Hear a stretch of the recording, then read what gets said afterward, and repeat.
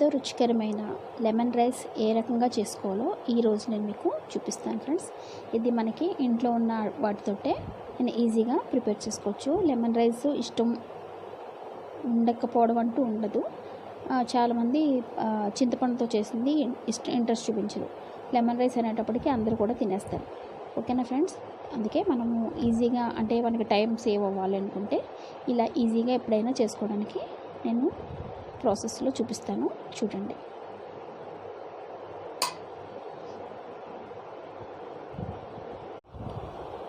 Lemon రైస్కి కావాల్సిన పదార్థాలు: రైసు నేను 1/2 kg తీసుకుంటున్నాను, అండ్ సాల్ట్ వచ్చి 1 table spoon, oil 3 table spoons, వేరుశనగ పలుకులు 1 గుప్పెడు, 2 టేబుల్ స్పూన్ శనగపప్పు, 1 టేబుల్ స్పూన్ మినప్పప్పు, 1/2 టేబుల్ స్పూన్ పసుపు, గుప్పెడు కరివేపాకు, 5 ఎండుమిర్చి, 4 చిన్న నిమ్మకాయలు అయితే 4, పెద్దవైతే 2 తీసుకోండి సరిపోద్ది, మిర్చి 6.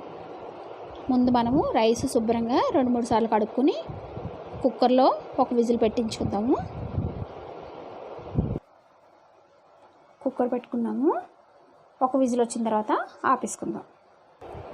ఈలోపు శనగపప్పులోను కాసిన్ని నీళ్ళు పోసుకుందామండి. ఎందుకంటే శనగపప్పు మనకి కొంచెం నానితే బాగుంటుంది అనమాట.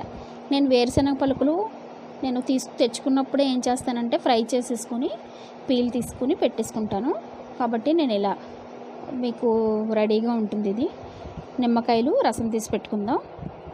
ఎండుమిర్చి కూడా నేను అలాగే కట్ చేసేసుకుని పెట్టేసుకుంటాను అనమాట. ఓకేనా, పచ్చిమిర్చి కట్ చేసుకుందాం. కుక్కరు విజిల్ వచ్చేసిందండి. ఇప్పుడు స్టవ్ ఆఫ్ చేసేసుకుందాం. స్టవ్ ఆఫ్ చేసుకొని కుక్కర్ని తీసి పక్కన పెట్టేద్దాం. రైసు ఇలాగా మూత తీసుకుని మనకు చల్లారి పెట్టుకుందాం. స్టవ్ ఆన్ చేసుకుని ఒక గిన్నె పెట్టుకుందామండి. గిన్నె హీట్ ఎక్కిన తర్వాత దీనిలో ఆయిల్ వేసుకుందాం.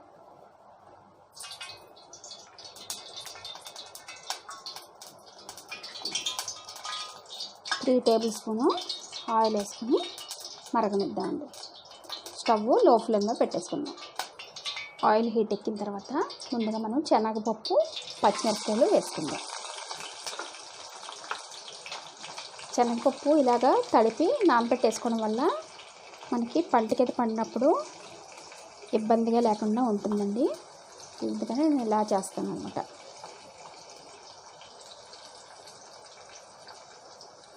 లో ఫ్లేమ్లో ఇలా వేయించుకుందాము.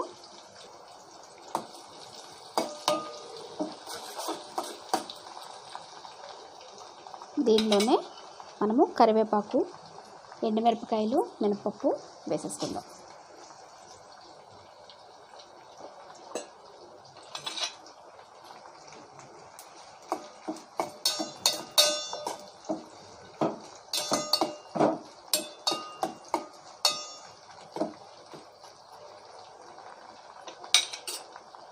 కొంచెం ఫ్లేమ్ పెంచుకుందామండి, మీడియంలోకి పెట్టుకుందాం.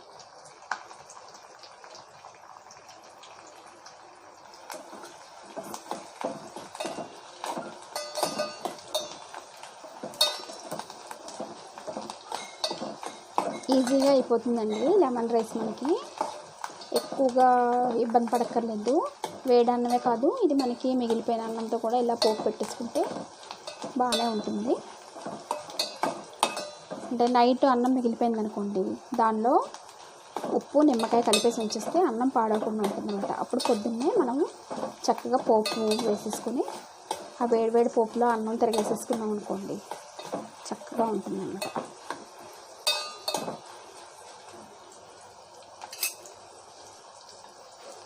ఆల్మోస్ట్ వేగిపోయింది కదా. ఇప్పుడు మనం ఆల్రెడీ వేయించుకున్న వేరుశనగ పలుకులు ఆయిల్లో ఫ్రై చేయడానికి వేస్తున్నాను అన్నమాట.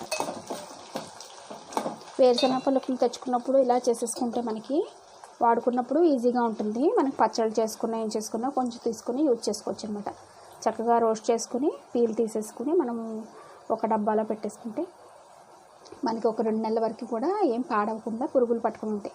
అలానే ఉంచేస్తే మాత్రం మీకు పురుగు పట్టేస్తుంది అనమాట. ఎండుమిరపకాయలు కూడా అంతే. ఎండుమిరపకాయలు తెచ్చిన వెంటనే మీరు చక్కగా ఒక రోజంతా ఎండలో పెట్టేసుకుంటే నెక్స్ట్ డే మార్నింగ్ చక్కగా ముక్కలు కోసుకుని మనము పొడి డబ్బాలో పెట్టుకుంటే చాలా రోజుల వరకు కూడా పాడవకుండా ఉంటాయి. మిర్చి అలా ఉంచిస్తే మీకు లోపల మనకి బూజు పట్టేసినట్టు వచ్చేస్తుంది అనమాట. అలా రాకుండా ఉండాలంటే ఇలా చేసుకోవాలి. పోపు వేగిపోయిందండి. ఇప్పుడు స్టవ్ ఆఫ్ చేసేద్దాం. ఆఫ్ చేసి పసుపు వేసేసుకుందాం. పసుపు వేసేసి దించేద్దాం. అన్నం ఇలాగా ఒక పళ్ళెంలోనూ వేసుకుని గాలికి చల్లారబెట్టుకోవాలన్నమాట. ఎందుకంటే నిమ్మకాయ రైస్ మనం వేడివేడి అన్నంలో కలిపితే చేదు వస్తుందండి. అందుకని అన్నాన్ని కొంచెం చల్లారబెట్టుకోవాలి. దీంట్లో మనం ఉప్పు వేసేసుకుందాం. వేడి మీద ఉన్నప్పుడే కాస్త ఉప్పు జల్లేసేసి దానిలోనే మనం రెడీ చేసుకున్న పోపులు వేసేసుకుందాం.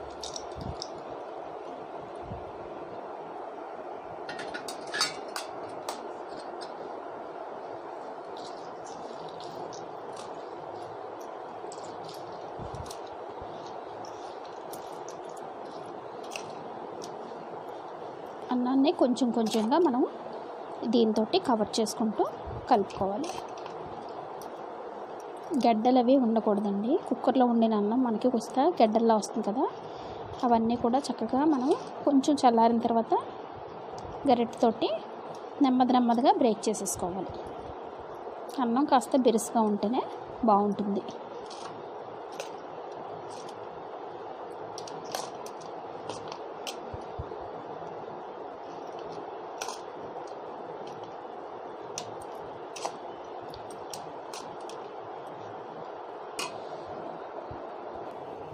ఆల్మోస్ట్ అంతా కూడా పోపు కలిసిపోయిందండి.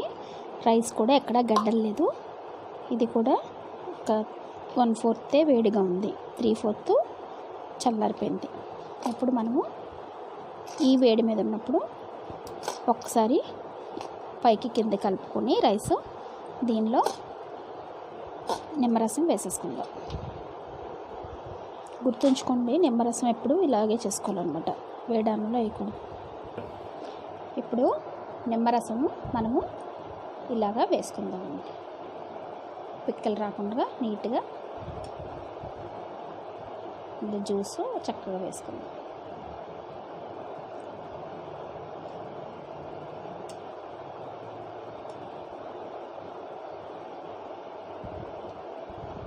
కరెక్ట్గా మనకి పెద్ద సైజు నిమ్మకాయలు తీసుకుంటే 2, చిన్న కాయలు తీసుకుంటే 4 లెక్క కరెక్ట్గా సరిపోద్ది. పులుపు ఎందుకంటే ఫస్ట్ మీకు పుల్లగా అనిపించినా కాసేపటికి పీల్చేసుకుంటుంది రసం.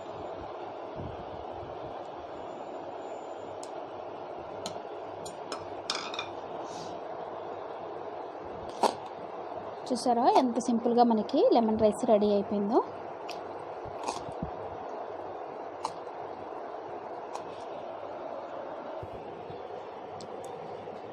ఎంతో రుచికరమైన లెమన్ రైస్ రెడీ అయిపోయిందండి. దీనిలో మనము పచ్చిమిర్చి మాత్రం బాగా ఫ్రై అవ్వనివ్వకండి, చక్కగా గ్రీనిష్గా ఉంటేనే ఇది ఫ్లేవర్ అన్నది బాగుంటుందన్నమాట. ఓకేనా ఫ్రెండ్స్, మీరు ఇలా లెమన్ రైస్ రెడీ చేసుకోండి. రెడీ చేసిన తర్వాత నాకు కామెంట్ బాక్స్లో కామెంట్ పెట్టండి. నా ఛానల్ నచ్చితే లైక్ చేయండి, సబ్స్క్రైబ్ చేయండి, బెల్ ఐకాన్ ప్రెస్ చేయండి. బాయ్ ఫ్రెండ్స్, మరికొన్ని కొత్త రెసిపీస్తో మళ్ళీ కలుద్దాం.